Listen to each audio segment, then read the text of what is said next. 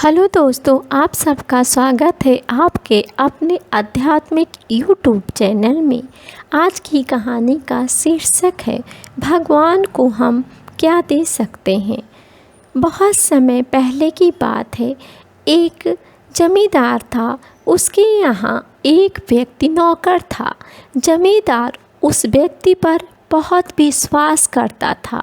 जो भी ज़रूरी काम हो जमींदार हमेशा उसी व्यक्ति से कहता था। वो व्यक्ति भगवान का बहुत बड़ा भक्त था। वह जो नौकर था सदा भगवान की चिंतन, भजन, कीर्तन, स्मरण, सत्संग सभी कार्यों में भगवान की पूरी श्रद्धा के साथ पूजा करता। एक दिन उस व्यक्ति ने जमींदार से श्री जगन्नाथ धाम यात्रा करने के लिए कुछ दिन की छुट्टी मांगी। जमींदार ने उसे छुट्टी देते हुए कहा कि हे भाई, मैं तो बहुत ही संसारी आदमी हूँ। मैं तो भगवान के दर्शन के लिए नहीं जा सकता।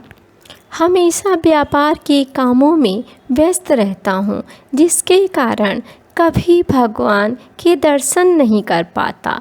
मैं तीर्थ यात्रा का लाभ कैसे उठा पाऊँगा। तुम जा ही रहे हो तो ये लो 100 रुपये मेरी ओर से श्री जगन्नाथ प्रभु के चरणों में समर्पित कर देना। उस व्यक्ति ने जमींदार से 100 रुपये लेकर जगन्नाथपुर की यात्रा के लिए निकल पड़ा।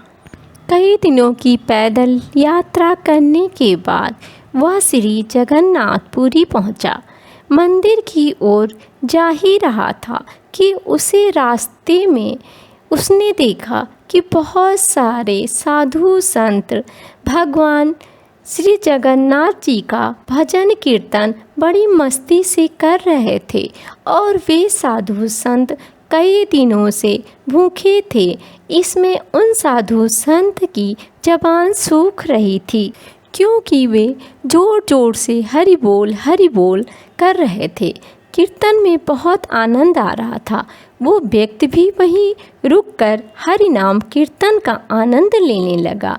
फिर उसने देखा कि इतनी देर से कीर्तन करने की वजह से जो साधु संत के उनके ओंठ सूखे हुए हैं वो दिखने में बहुत भूखे प्रतीत हो रहे थे। उसने सोचा क्यों ना जमींदार के 100 रुपये से इन भक्तों को भोजन करा दूं। उसने उन सभी को उन 100 रुपयों में से 98 रुपये जो थे साधु संत को भोजन कराने में खर्च कर दिए। अब उसके पास सिर्फ 2 ही रुपये शेष बचे थे। उसने सोचा चलो अच्छा हुआ 2 रुपये जगन्नाथ जी के चरणों में जमींदार के नाम से चढ़ा दूंगा। जब जमींदार पूछेगा तो मैं कहूँगा पैसे चढ़ा दिए। जमींदार ये तो नहीं कहेगा कि 100 रुपये चढ़ाए। जमींदार जब पूछेगा कि तुमने पैसे चढ़ा दिए तो मैं बोल दूंगा कि पैसे चढ़ा दिए। इसमें हमारा झूठ भी नहीं होगा और काम भी हो जाएगा। उस व्यक्ति ने श्री जगन्नाथ जी के दर्शनों के लिए मंदिर में प्रवेश किया और श्री जगन्नाथ जी की छवि को देखते हुए अपने हृदय में उनको विराजमान कराया और भगवान से कहता है कि हे जगन्नाथ जी, 2 रुपये मैंने आपके चरणों में चढ़ा दिए हैं और ये 2 रुपये हमारे मालिक ने आपके लिए भेजे हैं। प्रभु इसे स्वीकार करो। उसी रात जमींदार के पास स्वप्न में श्री जगन्नाथ जी आए और आशीर्वाद दिया और जमींदार से बोले तुम्हारे 98 रुपये मुझे मिल गए हैं।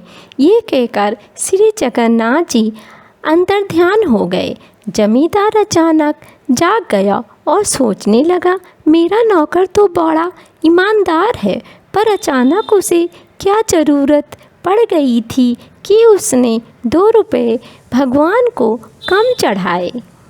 इस प्रकार जमींदार सोचता रहा कि क्या मेरे नौकर ने 2 रुपये खा लिए, उसे ऐसी क्या ज़रूरत पड़ी।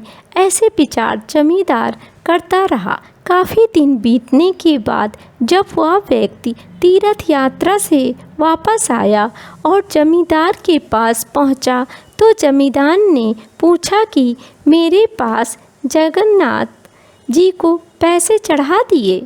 वह व्यक्ति बोला, हाँ मालिक, मैंने पैसे चढ़ा दिए। जमींदार ने कहा, पर तुमने 98 रुपये क्यों चढ़ाए? 2 रुपये किस काम में यूज किया? तब उस व्यक्ति ने जमींदार को सारी बात सुनाई कि उसने 98 रुपये से संतों को भोजन कराया था, जगन्नाथ जी को सिर्फ 2 रुपये चढ़ाए थे। जमींदार सारी बात समझ गया और बड़ा खुश हुआ। वो अपने नौकर के चरणों में गिर पड़ा और बोला, आप धन्य हो, आपकी वजह से मुझे श्री जगन्नाथ जी के दर्शन हो गए। मैं तो घर बैठे ही धन्य हो गया। तुम्हारी ही वजह से आज मुझे ईश्वर ने स्वयं दर्शन दिए हैं।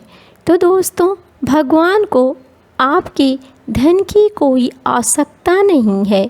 भगवान को वो 98 रुपये स्वीकार हैं जो जीव मात्र की सेवा में खर्च किए गए, और उस 2 रुपये का कोई महत्व नहीं है जो उनके चरणों में चढ़ाए गए। तो दोस्तों, भगवान को चढ़ावे की ज़रूरत नहीं होती है। सच्चे मन से किसी ज़रूरतमंद की ज़रूरत को पूरा कर देना भी भगवान का भेंट चढ़ाने के बराबर ही होता है। हम उस परमात्मा को क्या दे सकते हैं जिसके दर पर हम ही भिखारी हैं। दोस्तों, इस कहानी से ये निष्कर्ष निकलता है कि हम भगवान को कुछ भी नहीं दे सकते हैं। हम भगवान को क्या चढ़ा सकते हैं? हम तो खुद भगवान के आगे एक भिखारी की तरह हैं।